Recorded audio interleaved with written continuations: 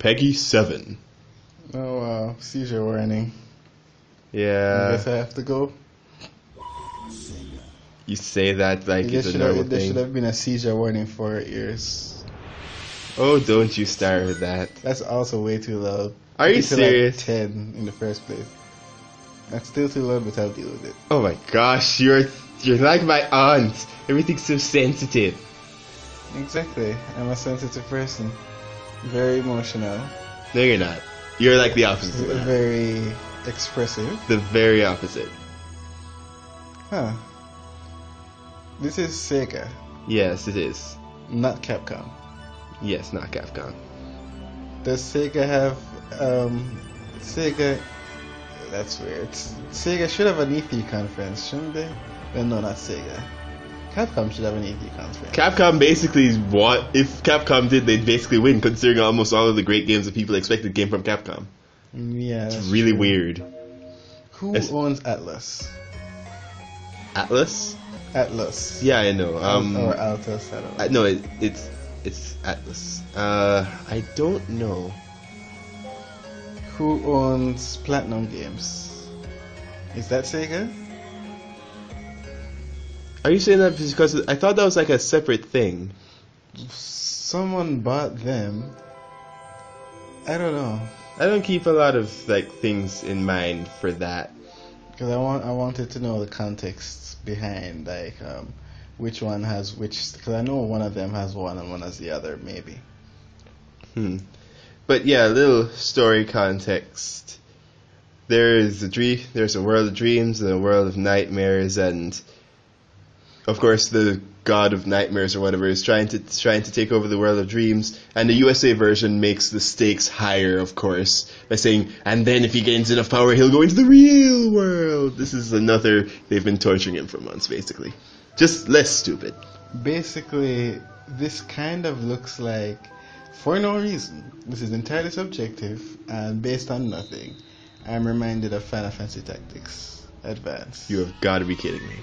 Because it's some random person that gets brought into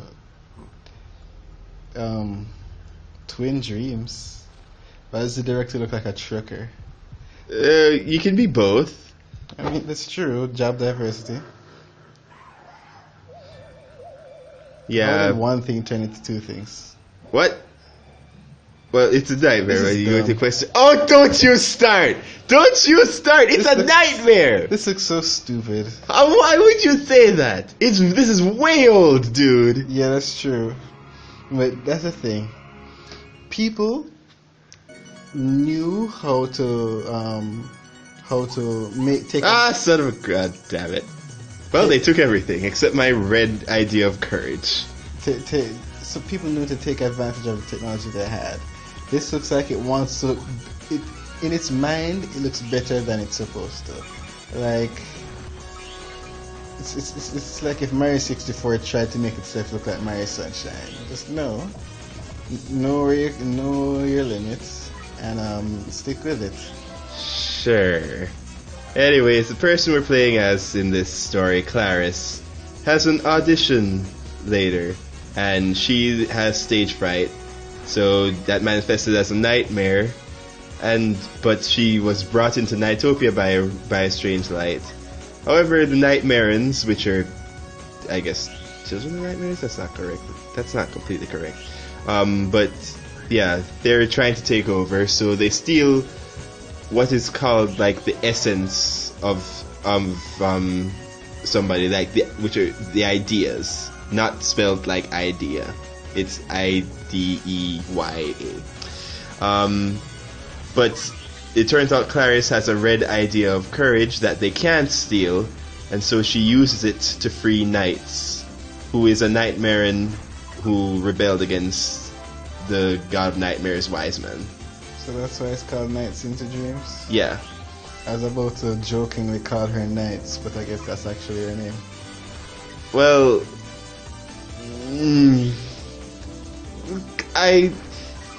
alright.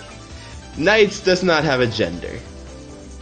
The thing is that's implied in one of the games is that Knights sort of takes on the characteristics of whoever is dualized with him/her. So in like the sequel, it's shown that Knight is shows more girlish demeanors when paired with the girl, and the opposite for the boy. Yeah, okay then. It's fine too. I was gonna say something like about crystal gems, but that does sound slightly different. Yeah, slightly different because they're just like, oh, they're all genders. Like, oh, God, they're all girls. Don't even bother. No, they use that to get away with it in the sense. Exactly. So just like the fact is that we all know they're doing it. So the fact that they're still like just like going on about it is just like, ugh, really. I mean, I guess technically, since the show's about identity, it would be hypocritical for them to not keep doing it. But yeah. Look, I'm going to just I'm going to bite this in the butt right here.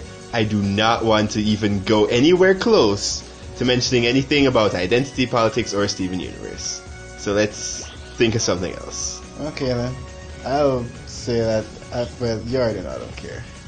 I'd gladly talk about all that nonsense because it's a nice topic.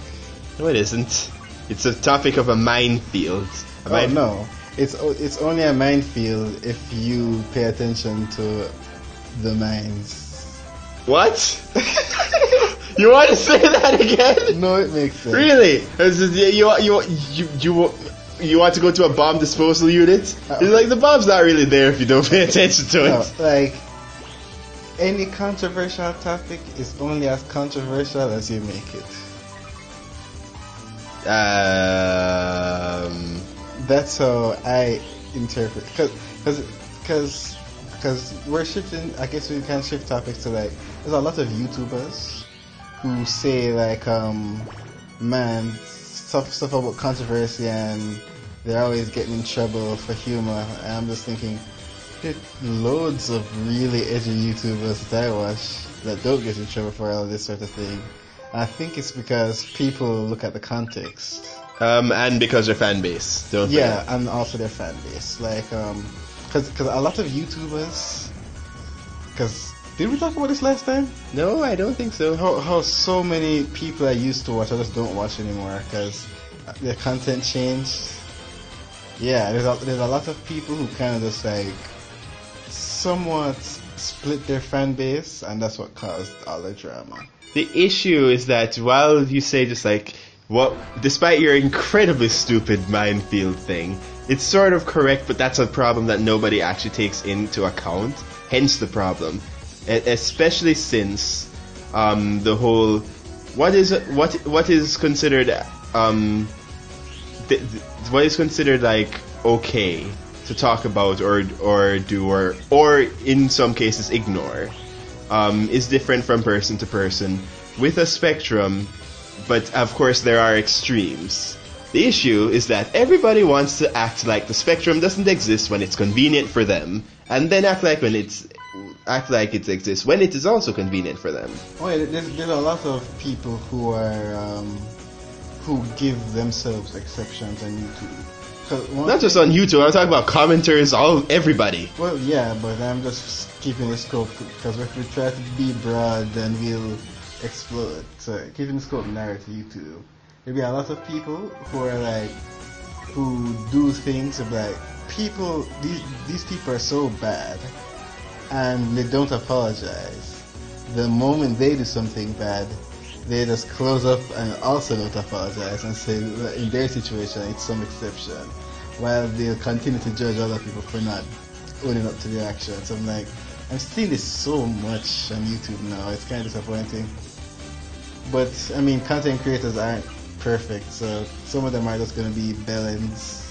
First off, before you even say that, something that other people don't really like make mention of, that don't consider, is the notion of actual forgiveness, and that the issue is that because we know that in terms of trying to keep your brand or whatever relevant, safe, there's a word here, but in order to keep it normal, or keep the people like coming back and trusting you and everything. Of course, you're going to need to ask for forgiveness, but people don't actually think that, you know, maybe people are sorry and aren't trying to phone it in. Honestly? I mean the YouTuber situation where they're sitting down and like at the beginning, just like, okay, I know that's already a huge red flag that you're just waving right in my face, but everybody acts like everybody is part of some sort of huge.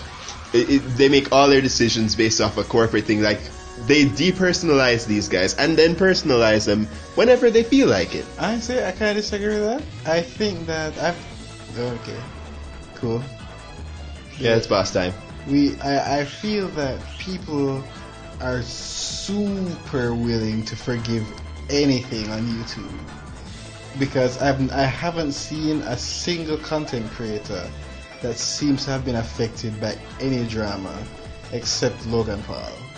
Dude, you clearly are not looking at the stuff that I'm looking at. Well, I mean, their people will leave, and then most people would stay and be like, oh, fine, if those babies are gone. I'm like, it's like some temporary thing, and then 2 weeks later it doesn't exist anymore. No, dude, the stuff like, that people are super willing to forgive their cause that's the thing where there's a lot of people I'm fans of where I'm like, no, I think I'm done. Now let's go. There are people who are just, hey, I like this guy, so I'm willing to forgive anything. Well, no, here that's just general idiocy, and the point of, and also idolization, which is terrible. Just as we all know, just in the words of the immortal Patrick Star, hero worship is unhealthy. Let's go, Jeffrey. Because there's one thing that someone mentioned, because I was watching a video about it, and it was related to gaming YouTube channels, like companies hiring gaming YouTubers. A lot of people on YouTube, on television, you have a manager, you have agents, you have lawyers. On YouTube, you just sit in front of a computer screen until suddenly you have 2 million subscribers, and a lot of people just aren't prepared for it. Well, of course they're not prepared for it, because they're not prepared for it because they're normal human beings, and that's on a point of personalization. Even with people reacting the way they are, just like inappropriately with either idolization or massive. Usually, what I see is that whenever hate actually goes out of control, it's usually due to the idolization of somebody else who fosters that hate for somebody else. Yeah, like that time when people were angry at Jacksepticeye because he criticized PewDiePie, and he was like, they're friends. They're allowed to not agree. He's allowed to not like when PewDiePie does something. Yeah, that's why I said, especially while people are willing to forgive the people who, you know, go out and make them happy and everything, I'm saying that they can just as easily turn gears whenever stated otherwise. Do I even need to mention who's that guy? Is Leafy? No. There's a lot of people in that YouTube sphere that I don't know because I don't watch them. Like Keemstar. Yeah, I just know he's apparently bad. I don't know anything else. He's a jerk. And also, he's terrible at making cup noodle soup. What? I saw the video of 2 guys watching Keemstar try to make cup noodles, and it was fantastic. Okay, he used a spoon. That's it.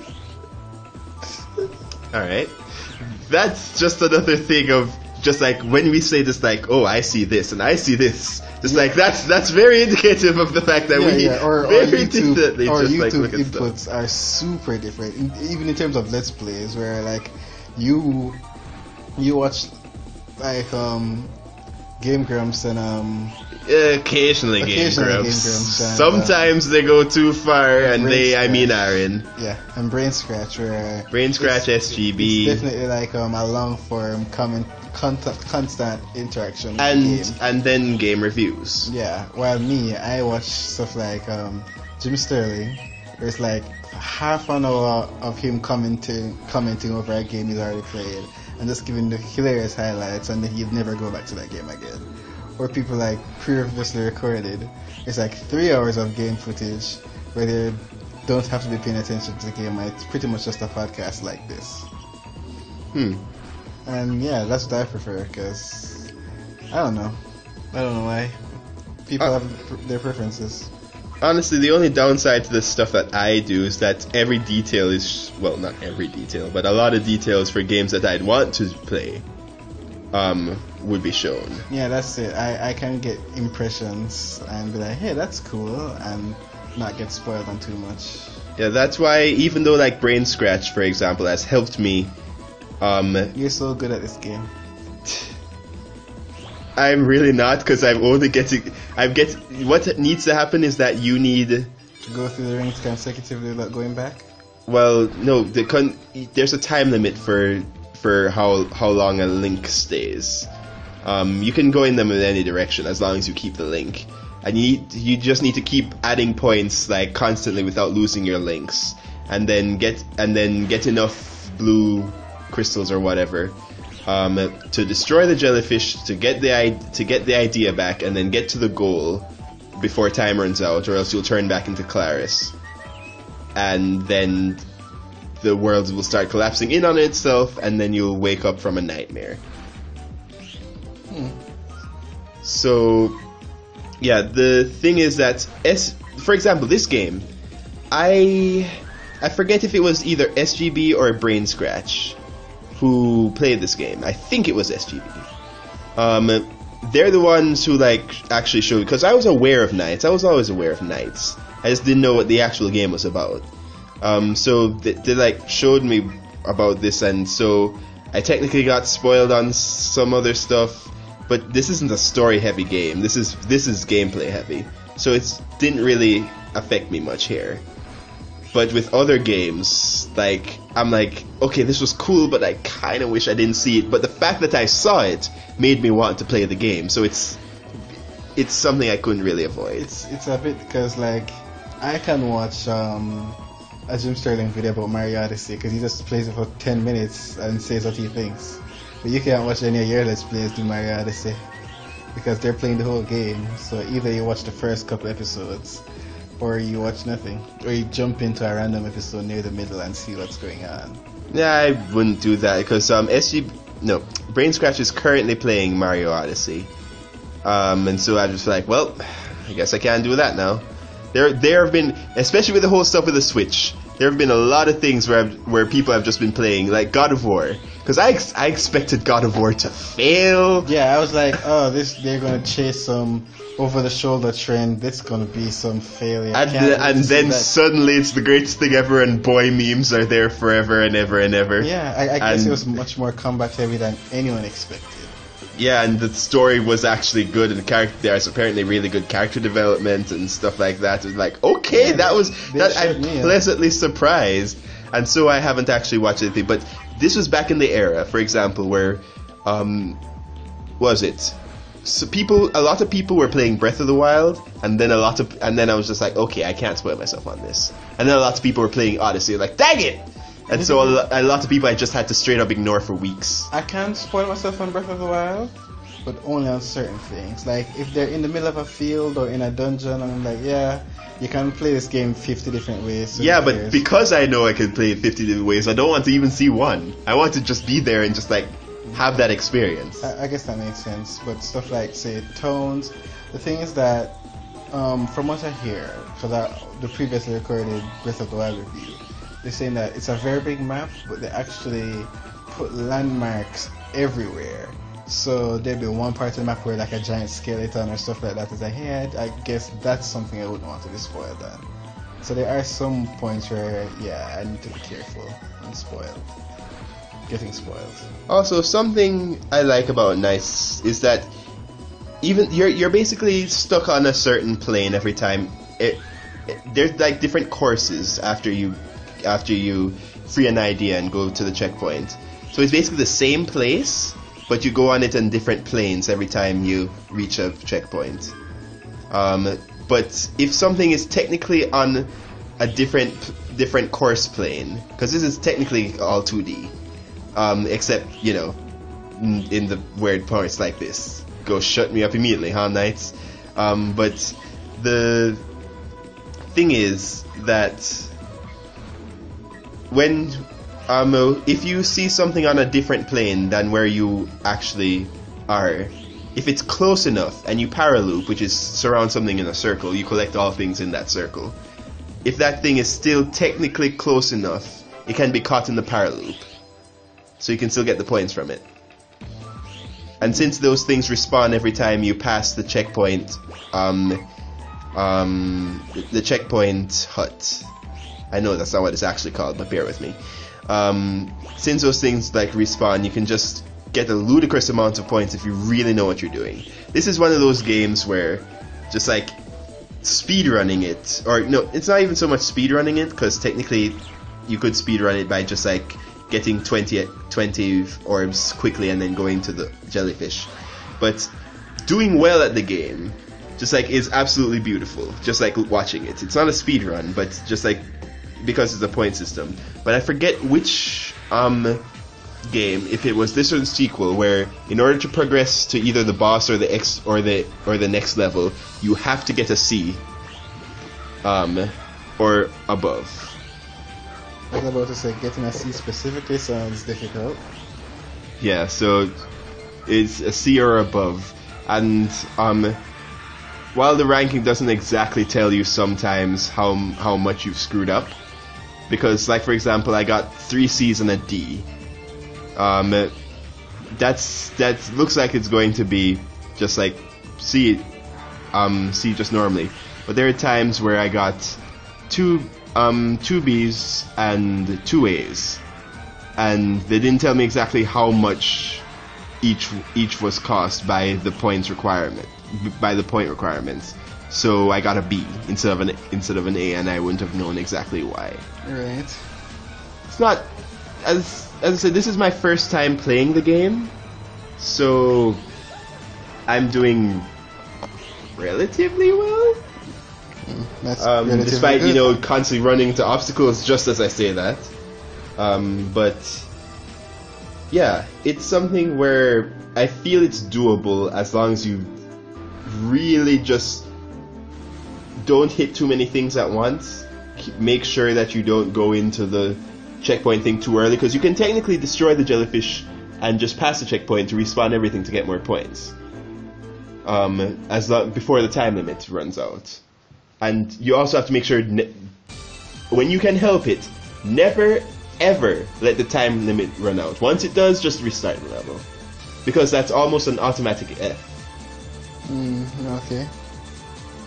Also, Sonic and Knuckles and game. Tails are just like doing well. Amy doesn't know what the heck she's doing. She's thinking it's speedrunning. I mean, she's still in the top 5. That's because Eggman prefers first-person shooters. That sounds correct. No, Eggman prefers sports games.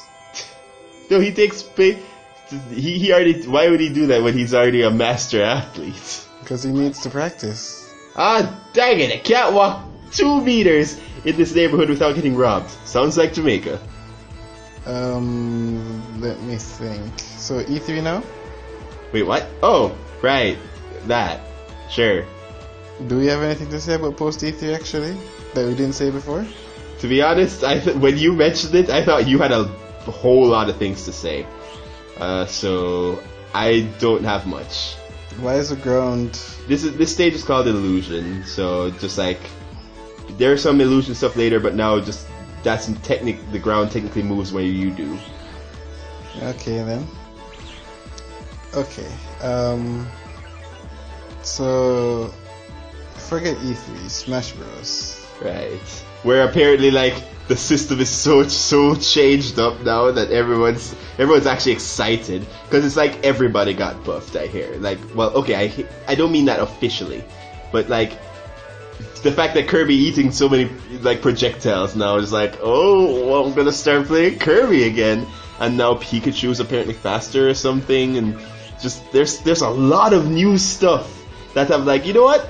For once, because I'm keeping up with this, it's like because I've played Smash 4 a lot, well, not compared to what most people would say a lot is for that game, but relatively much for me, I kind of want to see how this goes, in terms of like different mechanics. It's like, this makes me feel like you know what, maybe I do want to try out all of the characters now.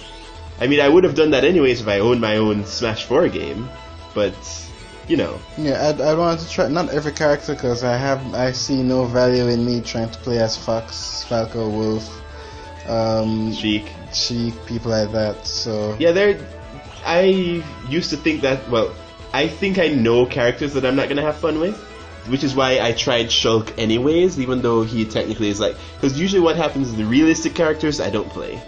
But like Shulk was like when I first went to it, like, you know what, let's try it, and it's good. And now with the new interface with his with the Monado, it's going to be much easier. Also, I hate this place because if you hit the bottom or top, you get stuck in the like a gravity bounce. But the more because I'm happy to see that Samus, even though Samus doesn't have her new counter, she can charge shot in midair now, which makes her a lot. That's such a huge deal to me. And you can cancel, so you're not wide open, even though you're gonna forget to do that a lot of times. Of course I am. One thing I'm interested in, and I need to find some sort of, because it's kind of frustrating, because I'm not 100% sure. They said that the 3 links are different because Toon Link and Adult Link have been changed. But I'm not really seeing what the changes are other than regular Link's remote bombs. Well, that's what the Smash Bros. Wiki is going to be for. Yeah, I'm going to have to look that up or find that Google document or something because I still know nothing about Toon Link's changes, especially since Zelda Toon looks Link, like despite, here's the thing, just off of a design change alone, I'm like, you know, I want to play Zelda now. Yeah, I'm in the minority of Twilight Princess designs are boring and suck. So I am so happy that they changed. I mean, I don't think they suck. I just think in terms they of are the most bland in the series. Yeah, except I still don't like Ocarina of Time Zelda's design. What's annoying about Ocarina of Time is that the box art has her hair as orange, but everything else makes her hair yellow, and that's very frustrating to me. Well, okay. But it's on a point where it's like, you know what, I want to like try these characters again and experience these things, especially with all the new stuff, potentials, stages, with all the new characters I can try out that I would have missed in other games. Just, it really is something where I'm like, as a Smash fan that wants to be more of a Smash fan, it's like, this is great. Yeah, it's great. The other thing that's kind of frustrating, Toon Link still has a Triforce Slash. Oh! So I'm interested in seeing.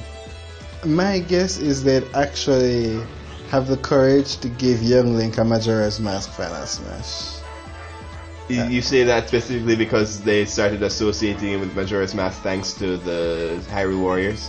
No, because they're being more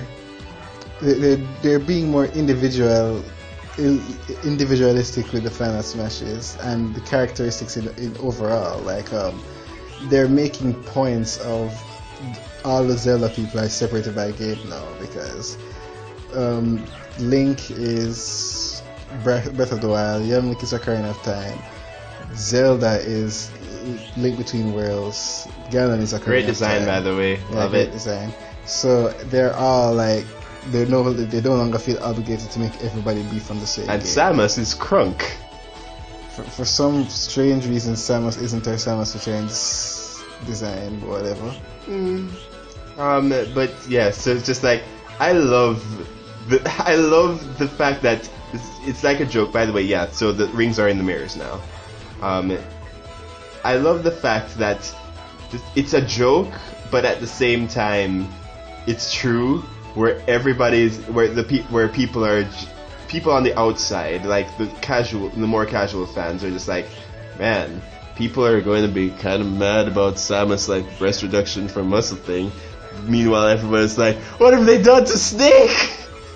It's just like he's not Snake anymore. Yeah, that's funny. And you know what's hilarious somehow?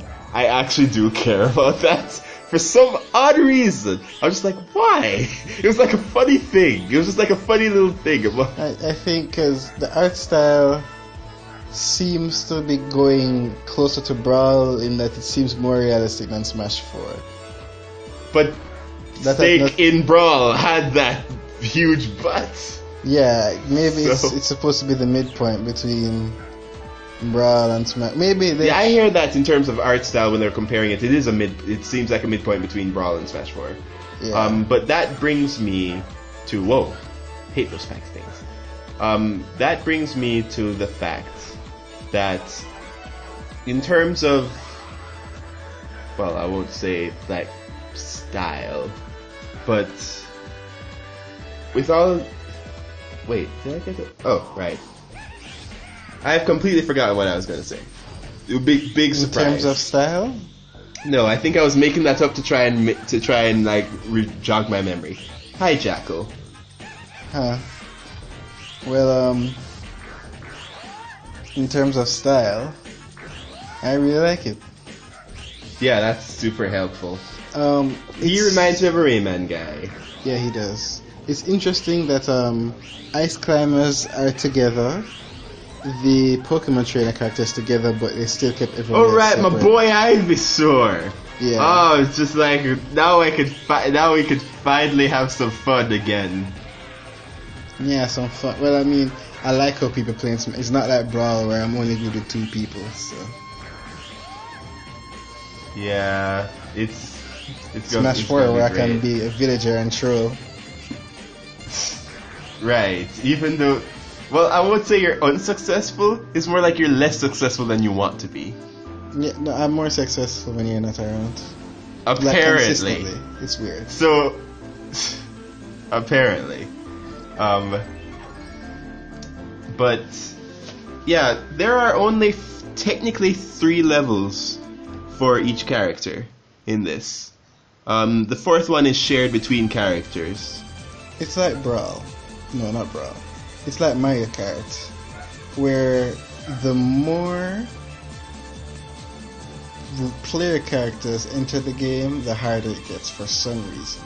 Because I could consistently come in first when I'm playing against 2 people in Mario Kart DS, but once it's 5-6 people, suddenly everyone is It's because you have to. it becomes the most fun thing ever. Yeah, it becomes the most fun thing ever. But you also have to keep like a better tab on everything. Yeah, since everyone's more unpredictable. Exactly. You're more likely to be caught in crossfire than anything. Or you could be like Lincoln and try and eliminate. Let's work together with the guy who always wins, and then there's like, okay, time to beat the guy who always wins. Ah, crap, you won. Who could have seen that coming? Yeah, yeah, it's so annoying because I'm lined up to kill Valence, and then out of nowhere Lincoln Hadoukens me. That is not an actual word. Whatever. Hadouken, man. Yes, he Hobokens me, and then I die. And Skipper would agree. it's a good show. It's very annoying. Or when Disrespect. everyone is afraid to fight Valence, so I go to fight him and then die. No, you don't understand. He's Yoshi, and I have to admit his Yoshi tactics are very deadly. And I'm like, you know what, you guys are wimps. Oh shoot, and then I'm dead. No, here's the thing. When I go, it's just like I'm always just like, okay, I'm fighting Valence. It's like I have to go, and it's just like you idiots, you're leaving it right there, and I have to go and fight the good fight. And then after I finally kill Valence, just like, okay, he wants revenge on me now, but you know what, I'm like doing some awesome things. Just like, it's one good fight, we're somehow even, and I'm doing it, and then I get shot in the back, and then suddenly like across the field there's Lincoln holding a gun, like, Lincoln, poor kid, and then he knocks me out. Yep, and then he dies. Yeah, and then he dies. That's an issue. He never wins afterwards. he keeps killing everyone else. I guess 'cause he's clearly good, but he's focusing his goodness in the wrong direction. Not only that, but I can beat. It's not that Lincoln is the second person who always wins if Valence would not be there. Lincoln's good, but I know I can definitely beat Lincoln. Of course, not all the time, but I know I can definitely beat him. Valence takes a lot more effort. Yeah. So the fact is that he keeps doing that, not realizing that, oh, maybe there's a flaw in my plan. And then there's you, who somehow fits into both categories of, alright, I can't let Valence win. And then the category of, Valence is so scary. Yeah, that's because I don't aim at people. So if I see Valence, well, you know what, Valence, now's your Valence time. Is the only person I do aim at because nobody else will. Well, yes. I am the hero you need. So I'm aiming at my game. The game starts.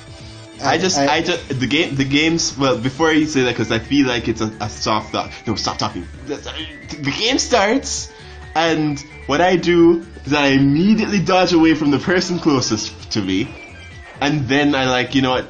Whoever comes in my way, I'll just try, and whoever is doing some crazy stuff, maybe I'll prioritize them a little bit over. I don't hold vengeance. For me, the game starts. I'm probably going after your Valence, or wait a minute, what? Someone gets an early kill, and I'm like, okay, that person needs to die. Then no, hold on. I want to let you talk, but you want to say that again? Me? Or Valence, yes. Why me? I mean, it's usually 4 people, so I'm not usually aiming at Lincoln at the beginning of a match, but that's where it goes.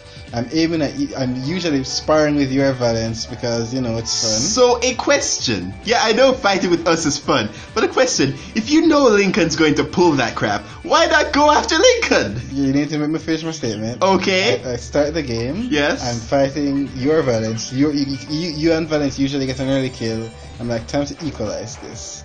Then Lincoln kills me. Yes. And then I'm like, okay, Lincoln, now it's your time. And then I spend the rest of the day aiming at Lincoln.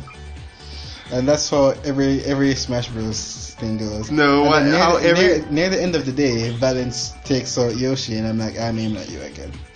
Yeah, that's my Lincoln! Right there. Okay, look. Not you again, I mean Valence again. Look, here's the issue. Here's the issue now. I don't know if it's recently or anything, because we don't play a lot, we haven't played a lot of Smash recently. I don't know, but you seem to spend 90% of your life up in the air trying to come back down. Yeah, that's because we're when we play Smash Bros on the Wii U, we're playing 5-player, which is why I say it's better when you're not around. That came out bad. Yeah, it did. There's 2 or 3 3DSs. We're all playing Smash 3DS. None of the cheap people or the wimps are around, so it's just the chill dudes, and we're all just having fun. But when the Wii U's are around, the cheap dudes are the team dudes. Yeah, are usually around. As this, and think the game gets different because you're playing someone who will not help you stop someone when they can, because they'd rather not, because they're afraid of them. And it's so, yeah, which is why it's harder for me to tell what I do in those situations, because it's different. The game is different compared to when we're on 3DS. It's just a couple of us. It's really fun. Yeah, except when Lincoln busts out Corrin. Oh no, that's always fun. Okay, yeah, Lincoln always. I've gotten used to dealing with Lucina from him, despite his complete obsession with her. Compared to Bayonetta. You know what? Despite everything people say about her, every time I'm talking about Lincoln. No, seriously, I've beat. I mean, sure, I have too. No, I'm saying he's given me challenges, but for me, really Lincoln, really is Corrin. For me, it's Cloud. Because Cloud, like Sonic, are I don't need to think, I can press buttons and I'm doing awesome stuff character. Sonic requires a little bit more tact, because especially with the speeding going everywhere. That's the thing with Sonic that makes me say, even though he's like that holds him back. and I don't like using Sonic because of that. The speed really will get you killed. Well, unless it's me. I remember back when like I was playing where Wuggles was still. She was good, but not close to. She was likely to die to us, just like back in that point. And back that was back when I was in my Sonic stride, man. That was back before I discovered how perfect DDD is. I mean, Sonic is still great, and I will play it, but just like DDD, man, so good. But before that, just she'd treat me playing as Sonic as I just want to beat you up. For no discernible reason. And I was like, that's not true. I just like playing as Sonic, and she'd never believe me.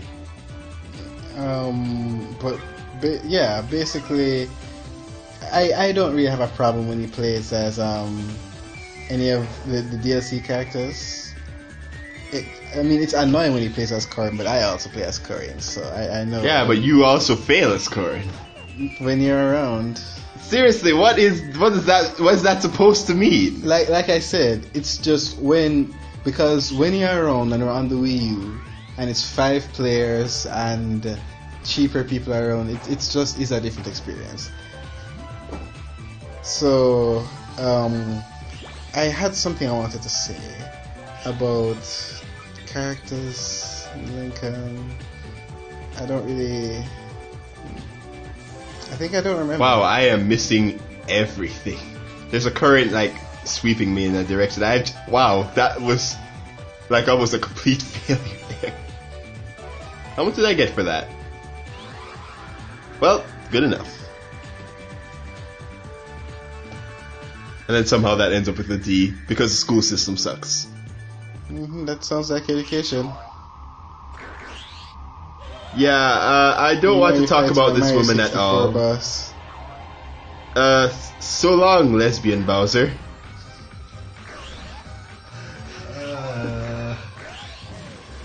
Oh boy. That was amazing. Yeah, but Puffy can't actually hurt you. It's where she keeps trying to get away from you. So you have to trap her in the cave before time runs out.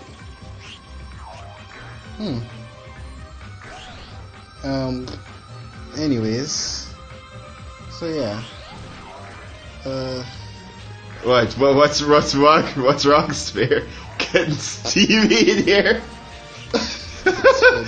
I'm just thinking because I wanted to, there's something about about Smash Bros. That I wanted to say that I just forgot. It's kind of a shame, but I'm sure it's a great conversation starter. I hope they buff Jigglypuff. They'd only do that if it was Igglybuff. Lame. They're amazing. Shut up. It reminds. The thing is, Jigglypuff's Final Smash in Super Smash Bros. 2 is legendary. Of course. Like to the point where me and my nephew play Smash Bros. 2 semi-regular. The recording's fine. Me and my nephew play Super Smash Bros. 2 in semi-regularly. And yes, in semi-regularly. Continue. Yes, within the concept of semi-regularly. And anytime Jigglypuff's Final Smash comes on, it's just like, I'll just accept this. Because every single time I have, it's just the most hilarious thing ever. Where he tries to escape it and then she does the very last puff and everyone dies. Final Smashes in Smash Bros. 2 are super overpowered. Man, I'm gonna love I hate the fact that the person who is in charge of the stuff is somebody who wants to act like he's hardcore with this kind of stuff. Like, items, guys, why would you do that and everything? Because I can't wait for fake Smash Ball shenanigans. Oh, I'd love that, and that's good. The thing is, I mean, you're gonna have your own Switch. Yeah. So we'll be able to do that. Hopefully, as if things, actually pick up how they're supposed to. Anyways. So yeah, Smash Bros. 2 Final Smashes are super overpowered. And it's fun, but it's one of those games where, you have to turn off Final Smashes. Because once Donkey Kong gets his, and he's throwing 10,000 barrels, and they're all super fast and super deadly. Or Black Mage gets his Final Smash, and it's just a press X to win thing. Oh, that reminds me. I kind of don't like some of the new Final Smashes that are more personal. In terms of just, how do I put it? Like how Donkey... Like, I dislike that Donkey Kong is just a bunch of punches. Yeah, and Little Mac is also just a bunch of punches. Well, it makes sense right here. Yes, true, but I'm saying that on an issue where the amount of people caught in Final Smashes now seem unbalanced. That's true, but he was more unbalanced before. Maybe? He was so much worse. I'm trying to, like, remember just, like, but it's still, if anything, it's glaringly unbalanced when they line it up. This time. I don't know, because it's like because I could actually do Donkey Konga when I got it, so, and it could be devastating if I did it right. But no, it's just like, hey, if you get 3 people next to you, you can get them all in the Final Smash. It's easy. It's harder to get 3 people next to you compared to just like because this is something that's just going to be a fact of life, no matter the game. And it's the same thing with Super Smash Bros. 2. Every Smash Bros. Game with Final Smashes will have OP Final Smashes for Ness and Lucas. Well, yeah, they're super powerful, of course, because of how they interact with the screen. So, and then there's also at least the Landmaster's finally gone. Because that was just the worst. Honestly, legitimately, that was the worst Final Smash. It was so strong. That's why I'm saying that Mega Man's is always just like superior. Because especially with the radius and the fact that you can choose when it goes off. Just so good. Yeah. So, I have to say that this level is just like, there's a lot of stuff, it has a lot of verticality to it. So, and a lot of the stuff is stars. So, you might miss out the actual, like, crystal pearls things, which you need to destroy the jellyfish, which is you absolutely need to defeat that thing. That's your objective. So I spend a lot of time going through not realizing there's a lot of stuff at the bottom or a lot of stuff at the top. Just like even with this, like there's like some stuff at the bottom and then that would launch me back up. So, especially there's I think a level after this that's even worse. I think that Elliot's levels are actually harder. But that might just be a matter of opinion. Or a manner of... Oh wait, that doesn't work. Yeah, it doesn't. I could already tell. However, it does... something I like about the game is that if you're doing well, it really does feel good. So... That should be every video game. You say that. That's true. But there's no... Because especially since you're going throughout a course track, just like you know what's supposed to come, just like with some other stuff, and you just need to react to it well, and do it quickly and precisely. It's not like it will like yank away your victory at the very end, because anything hits you, you'll always just lose 5 seconds and nothing more. It's like how amazing Mario, especially modern Mario's, where they kind of design the game around it. We look if you can just go through the level quickly. 2D Mario. 2D Mario looks amazing if you can just barrel through it quickly. Unless it's some of certain levels, like mountain levels, where it doesn't really work like that. Yeah, but I'd have to say that. Are we talking about 2D Mario quality within the podcast or outside of it? I think you mentioned it here. I'm not sure if I did. Yeah, we definitely were talking about Mario 3 here, and that and other stuff. Podcast. Yeah. Okay. So what you're saying then? Something that I realized is that I have just, despite Mario like mainly 2D, I've played a surprisingly less 2D Mario than I thought. In terms of like, especially with the main stuff. So I need to go back to finishing 2 and actually getting past the Forest of Illusion in World. Yeah, same here. I want to see, because I started playing more because I beat 1. I I technically beat 3, but I need to play through it myself. I got to the Forest of Illusion in World, of course. I played a lot. I beat Land, and I played a lot of Land 2, but I didn't beat it. Really? Yeah. Land 2's so good. Yeah, it is. And right now, I'm saving that for near the end because I really like. It's like one of my favorites. But why would you save it for near the end if you know your tendency to lose these things? If it's one of your favorites. Because I don't want to be playing through all the 2D Marios. I'm like, finally, time to finish up this franchise with New Super Mario Bros. 2. Yeah, so then are you making an effort to finish Mario Bros 2? I mean, I already beat New Super Mario Bros 2. Okay, cool. Then you don't have a problem anymore. No, I'm just saying something like I'm playing the ones I'd probably be less interested in earlier. Or the ones to have access to. I'm playing New Super Mario Bros. DS while I can, and I'm like halfway through it because I just unlocked like the Sky World. I'm like halfway through the Jungle World. The Jungle World is such a classic modern 2D Mario World, by the way. I love that they added that to the repertoire of 2D Mario because it's so good. The Poison Jungle. But yeah, only you is like, man, the poison, it's so good. But yeah, so I'm doing. Why are you going for another rotation? Man, this is kind of ballsy. I'm stuck with wait, I didn't defeat it yet. Oh, I needed to do that because I can't play with the console ones. I'm just sticking to what I can do right now. So I'm playing DS. I was playing through Wii when I borrowed your Wii. Yeah, I mean, Wii is always fun and also kind of not fun with more players. The ones I'm saving for like near the end are World, Land 2, and U. Those are the 3 that I'm probably going to be doing last. Alright, fine. Just as long as you keep them in a safe place. I mean, I can just get there. It's not like... Yeah, I mean, keep the save stuff in a safe place so that we don't have to go through issue among regularly. That's what happened when I lost all my Pokemon cartridges and I'm like, I backed up all of my Pokemon saves, so I'm fine.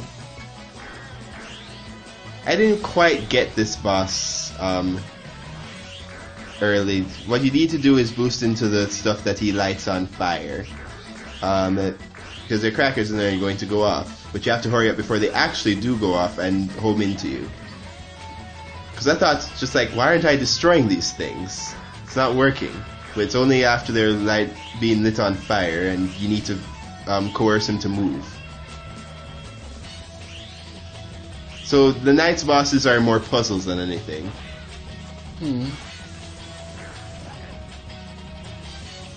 He was on that one for way too long, so it just exploded as I touched it.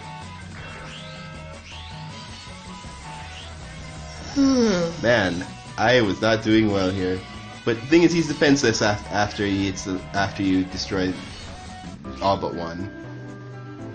The issue is that you need to do well at the boss in terms of time to get a multiplier on your score.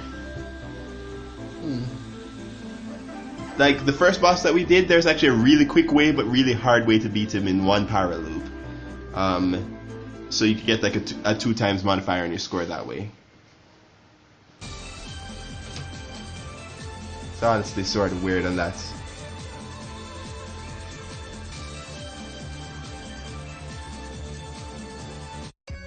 For this one, you're the. Can't you do it? Can't you just watch it and set the section yourself? Like, I already do the stuff. I mean, if you're editing it and you're going through it. Yeah, but I'm not going. Editing doesn't mean that I have to watch. That I have to go through everything. Listen through the videos? Not everything, or else I'd be here forever, dude. Especially with our longer videos. What I do is that because your thing always gives me feedback, I just go through all the feedback parts, and also I make stamps for whenever it seems we're either interrupting each other or I have to cut stuff out. I don't watch the entire thing, or else my workload would double. Yeah, but it just involves silently listening to while you do something else. For at least long videos, something like this, Okay, for these shorter videos, I'd expect you to listen. I need somebody to do quality control because that's also something taking my focus. Because I've caught so many things that I'd have to miss. Yes, you've caught so many things, so why don't you do it?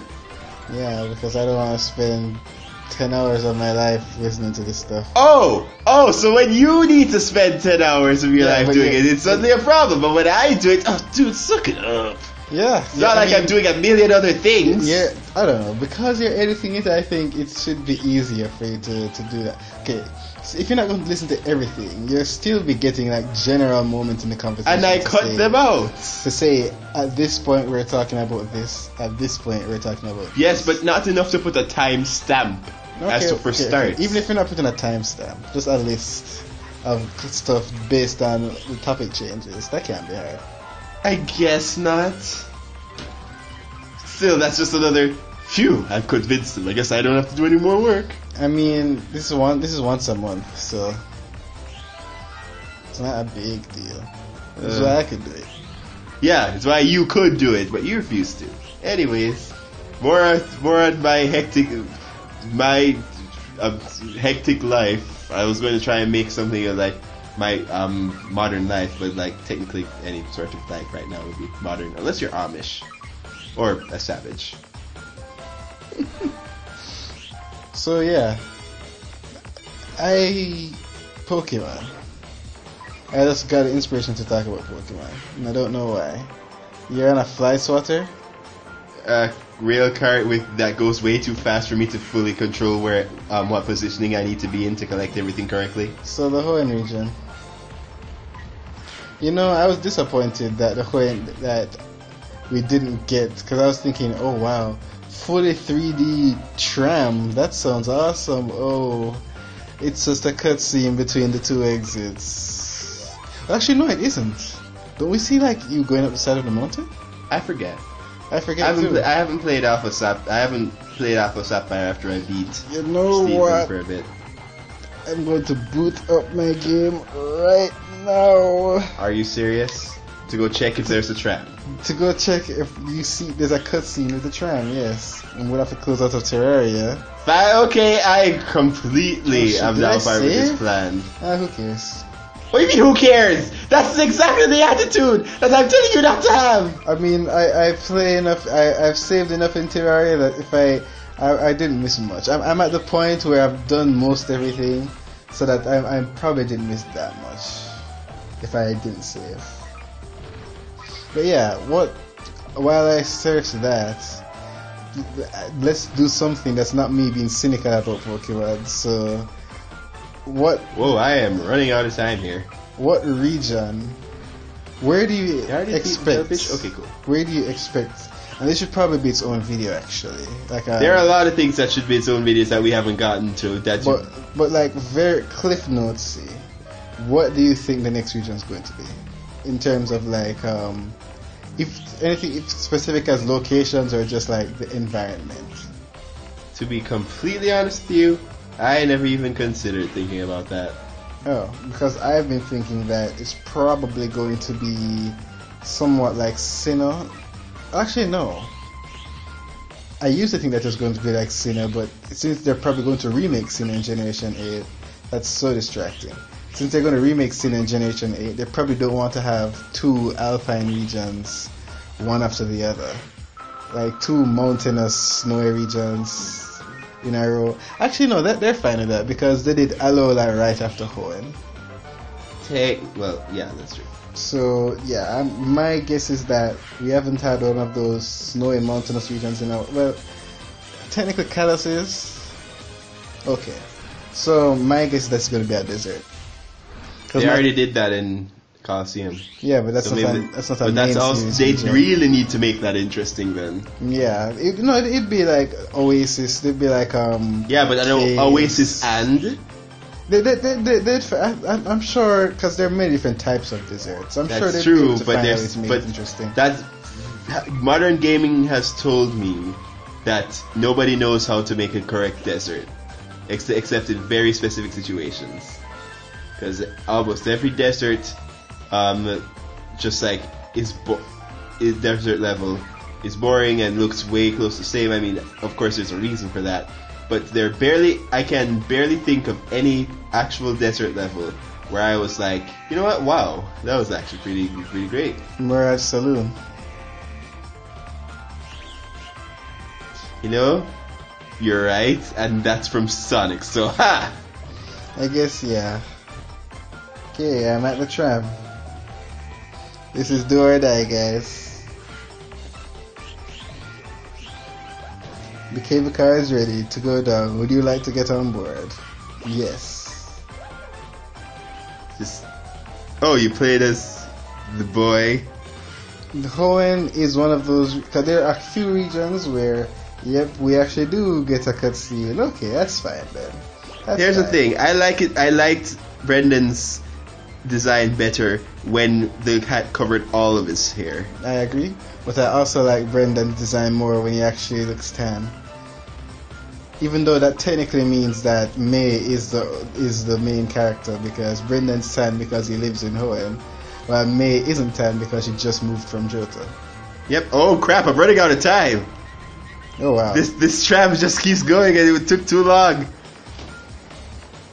Well, I guess Can you make it? That'd be amazing if the tram ended and it just went right into the jellyfish. No, I think I've destroyed... Have I just... Yeah, I've destroyed the jellyfish already, but I need to get to the end before the dream ends. Oh, okay. So... Maybe because I was like stuck on the tram. Oh wait, I'm gonna lose all my pongs. But I think I... Yeah, that timer is basically... Yeah, stupid, you messed up. Go get it back quick. Oh wow, you can walk to him? That's genius. Of course, that's what... You do that normally, to get to him at the beginning of the level. Oh, okay then. But I managed to collect all of his stuff back in the time, I guess, before I started losing it. Wow, I see. But yeah, so yeah, there's a cutscene. Hello, Riala. He says some, I think, Japanese word here, but some people thought that he said there is no night, and for some reason people were like, oh, that was so epic, even though that's not what he's actually saying. He reminds me of Vati. A lot of things are reminding you of Vati lately in terms of active conversation, but his is less puzzle oriented and more you need to power loop him before he power loops you. But yeah, so Pokemon regions, because my two guesses as to what they'll do next are either desert or I don't want to say alpine because it's not quite right, but like you know the kind of region I'm talking about, Sinnoh and Kalos, where they're kind of northern-ish, but I more expect them to do the desert region. Right. And I'm interested in what that's... Oh no, I was talking about Brendan and May, yeah. What trainers do you... There's like... What trainers canon trainer for you in each game? First off, Red has to... I know with the whole Leaf memes or whatever, but Red because obviously with the whole story and Red and, you know.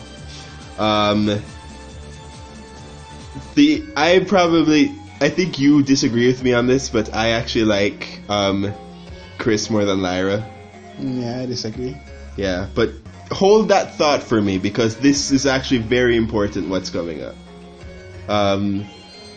So we've actually reached the shared level between both of them, and Wise Man's just like, what the hell are you people doing? That's it, I'm slipping in myself. So we're about to go get free nights like normal, then Wise Man does that to us. Oh, so you have to go through the level normally. No, because she can only walk and jump.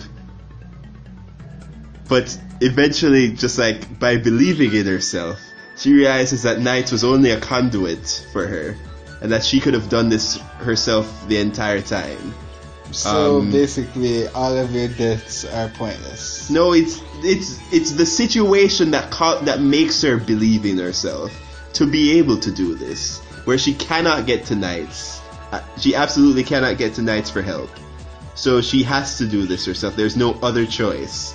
And so she believes in herself to do it, which is something that plays into the whole theme of dreams into the real world, because she was having like stage fright and stuff earlier. So now between the adventures and the dreams, she realizes, yeah, she can accomplish things by herself. And the boy will learn that he can play basketball. The boy will learn that that he does have the skills to accomplish what he needs to. So yeah, the difference about this level is that it's one full time limit. The time limit doesn't reset because there's no checkpoint. So you need to get all the stuff in the 3 technical courses and get to Knights. And it's a little bit more strict with the puzzle for where the Pongs are, especially with the time limit. So you need to actually be very coordinated with what you're doing. But yeah, back to what you're saying about trainers. Yes. It's weird, but I kind of like May's original Ruby Sapphire design over the Emerald and the new one. Right. Just I feel like with the choice of colors actually really helped. But the thing is that for Lucas sucks and looks like an uncle. Like the cap is just like. Yeah, he looks like a 1970s dandy. He's already boring, but the cap just like makes it look like hello there, fellow kids. So I'm not talking about design. I'm talking about which character. Which As character in the you male think? character or the female character? What do you think is the main character of that adventure? Of each adventure? I don't really care. I've never given it any sort of care whatsoever. Never given it. Well, a canon fool like me has. And here's my incredibly detailed, drawn-out explanation. Oh, yay. The main character is Red, obviously. And Ethan is also the main character, because Lyra makes more sense in that best friend position. I already explained why May is the main character of Hoenn. Because she isn't tan, which means she's from the more temperate Jota. just because she's a tan doesn't. It only leads to more possible evidence. Yeah. So obviously it's going to be all anecdotal because the answer is none of them. Nobody's canon except Red. And then in Sinnoh, the main character is Dan because obviously. Oh, because obviously. That's your reasoning now. Yeah, not all of them have to be so cut and dry. Really? Because that reminds me of that Ultra Beast the Ultra Beast mean the 7 deadly sins thing. Where just like, it's obvious, guys. And then they're like, he does like 3. And then, no, he does 2. And then just like, okay, so we're not completely clear on this one. And so it's just like, it could be this. And then the fourth one is like, well, it's either this or this because it could go either way. The fifth one is like, I'm not really sure at all what this could possibly mean. But then when he gets to Guslord, like, this is obviously gluttony. It's just like, oh my gosh. That's bad. I obviously some of it is preference for me. I won't deny that because I just prefer Dawn. But I also think that Lucas feels more appropriate in that son of Rowan, grandson of Rowan role compared to Dan. I don't know the design or how the because Rowan's an old guy and Lucas wants to make himself look like an old guy with that cap.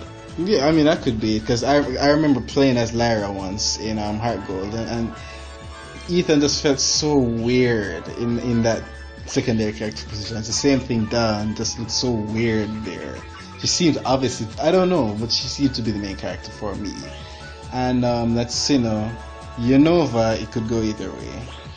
Because I don't have a preference for characters. And the designs are both fine to me. I don't like Hilda's design, but because you think she looks like a grandmother trying to be hip, is that what you said? She looks like a 30-year-old. And that's going to get this video 50 downvotes. No, he said it, not me. I'm fine. Everyone loves Hilda. Like, no, I so don't. much. I don't love Hilda, but you can't deny that booty, man.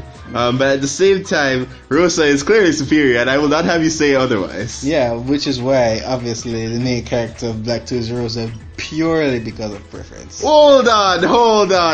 How many things of preference have you said? And then literally earlier, you're just like, not preference, dude. Like actual can. I didn't say as canon. I said this is what I choose. It's just that some of them have reasons. Anyways, I joined the two the levels because there's a combination level now. Well, technically, because you're both going to duelize with knights at the same time to fight Wiseman. But it's the same boss fight. You just fight it as different characters and different things. So technically, you have to go through this level twice. So I just show you one, but I show you from Elliot's perspective because of how the later cutscene plays out. Because they both get different cutscenes when you do it.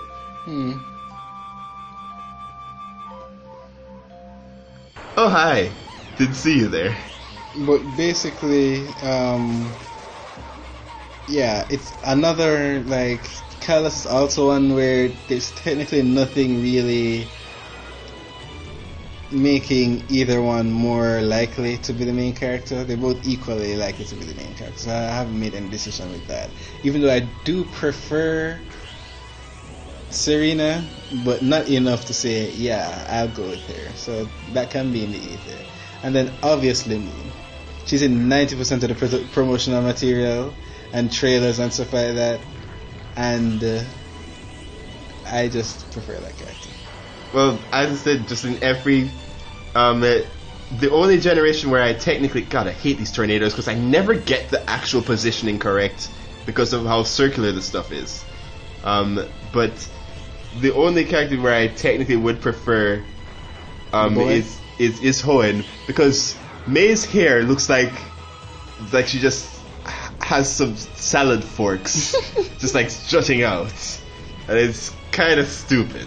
The only time I prefer the male and Brendan character Tatt is amazing. Yeah, it's amazing. The only time I prefer the male character is Black. Every other game is either equal or I prefer. The thing is that the male characters are becoming way too standard. Yeah, like they've all been blue or red since Ethan. Where both Ethan and Lyra are fine to me. So. Well, no, here's the thing. Just like, Brendan came in with this awesome hat that made everybody think that he had white hair. And then just immediately went to Lucas. It's like, hi guys, I'm here too. Yeah, but if you realize, every main character since Lucas wears blue.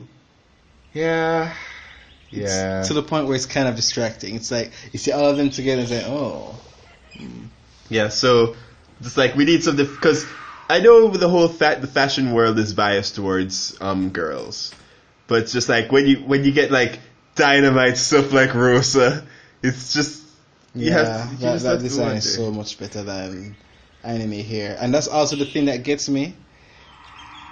Ever since Black 2, they started looking more like anime characters and less like regular people. Really? For me, it just. I think XY yes.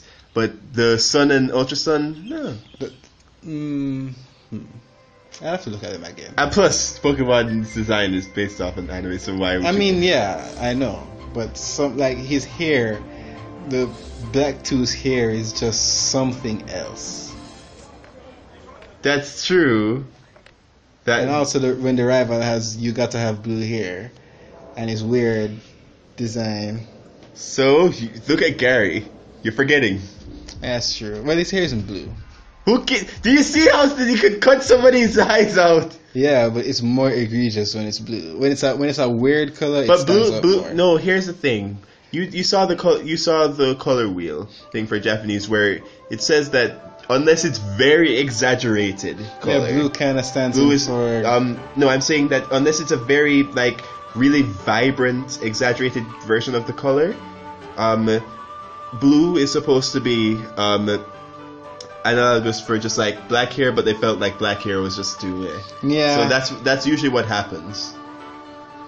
So I think Hugh's hair is is dark enough blue that I think that it's the same principle. Yeah, I that's which is why I don't really mind too much compared to like Claire's hair. Yeah, Claire's hair. That's why I said if it goes way too much into that direction, then it's just for stylistic points. This is stupid. Oh my god, that's that new catchphrase, everybody. What's stupid this time? The fact that this game doesn't have more sequels. Because this is interesting. You can always have different characters with different dreams going through the world, and it's the potential is amazing, but they just gave up. Well, they had one sequel and they didn't. Did they have different main characters? Yeah, different main characters with different dreams. Sounds awesome. Yeah, this really could feel like a series a series of everything, but they just. Oh, he got one goal. Woo! No, that was clearly no, it's because he jumped up and did it, which is clearly superior. But everyone knows basketball games are played over one basket. And everybody knows that basketball games are bullcrap.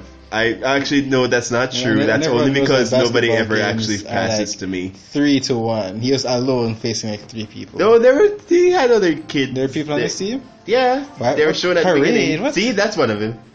What's going on with this? Did he beat Team Flair? What? There's not a parade for him. There's just a parade that's going on. Okay. I think this comes after. So somebody else in town beat Team Flair. Yes. And then suddenly a giant hulking 7-foot man comes to just like, hey, what's up? This is Kalos. This entire game takes place in Kalos. I'm fine. Is Knights the last Pokemon? No, Knights is one of the ghosts that never get any elaboration.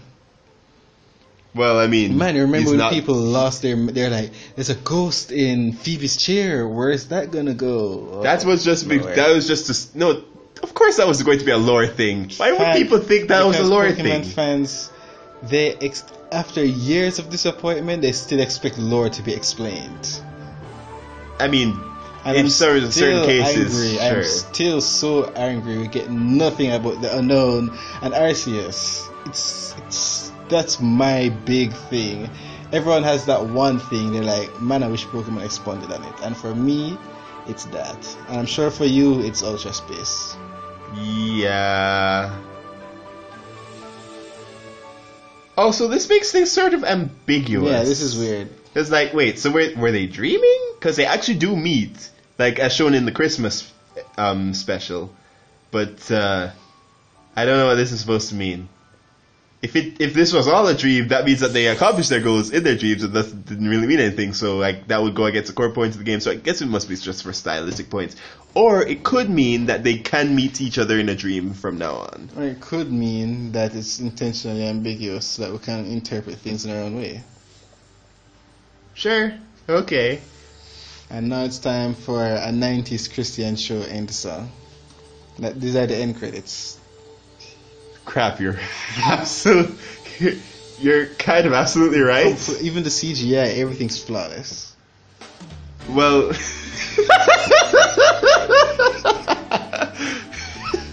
so just shut up. I like this song, okay? The only issue is that they do way too many renditions of this in the sequel. Yeah. Even though the song is great, there's like so many. The thing is that something I do love is that these... Did someone die? We're dedicated to the players and developers of the original game. Like, but was there like an original Knights game? That's just like there's an incident where they were simulated the computers like we'll always remember you. Yeah, they never stopped dreaming. Gosh. But yeah, these voice actors for technically Clarice and Elliot, they actually reprise their roles when Knight's Journey into Dreams come out much later with an adult version of the song, and it's actually really beautiful that these same kids are the ones doing it. Yeah, it's as beautiful as the fact that the daughter in Die Hard 1 is the same actress that plays the daughter in Die Hard 4, even though it's years later.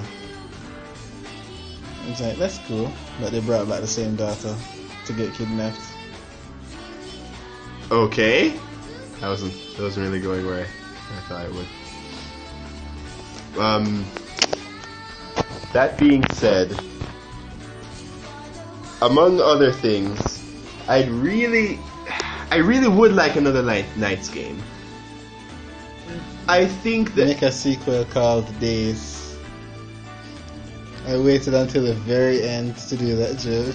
So but yeah, just like with different dreams for different kids, and that they all combine together to beat Wise Man at the end. Like there could be different other stuff. Because there's a lot of potential here. It's dreams. I mean, seriously. yeah, what I just said. What? I mean, I guess you're not wrong. Also, they are very painfully British. You know, and it's always funny when it's clearly a British person acting in an American television show and they're trying to hide the fact that they're British. And sometimes it doesn't work. And that reminds like me, Nicole Watterson. Sometimes she shouts. Don't you mean like, Dr. Watterson? I'm not. Her first name is actually Doctor. Oh, that's.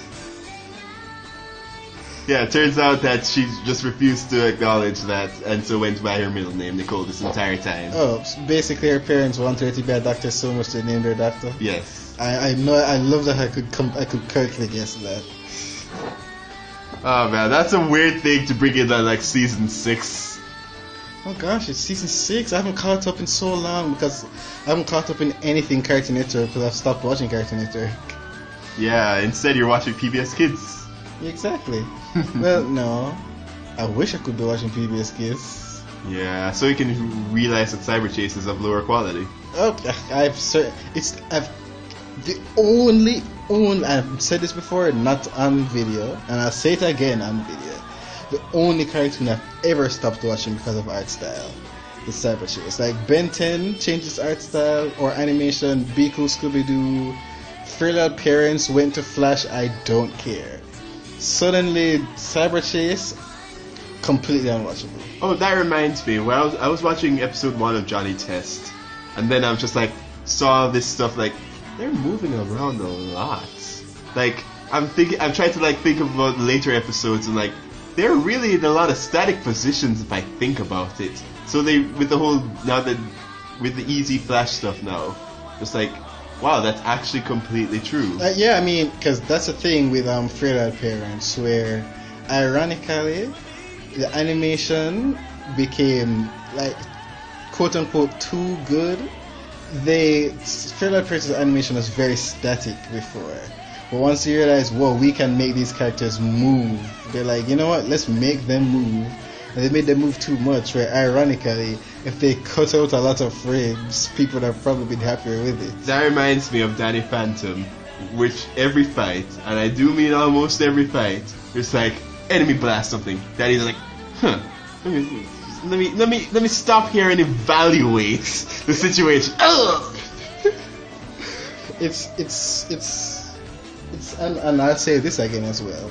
I'm sure of it. Every time I think it, I'll say it. The fact that it's very distracting when a show that has limited animation tries to do a fight scene. Yeah. Because I'm watching the new Ben 10 and I'm like, oh, this scene, the text is good, what they're saying is good, but it's obvious when they're hiding a punch. They're hiding a blast, and it's super obvious. That you used back when being super obvious. That's the Pokemon Sinnoh anime. Yeah, I didn't notice because I was young, I guess. Yeah, but even as I was young, I was just like, they're just going from one screen to a hit to another screen, and the background's not there, and it's like, come on, guys. I mean, I see like those backgrounds. I feel like hit it better than because that Ben 10 was just like everything except the impact.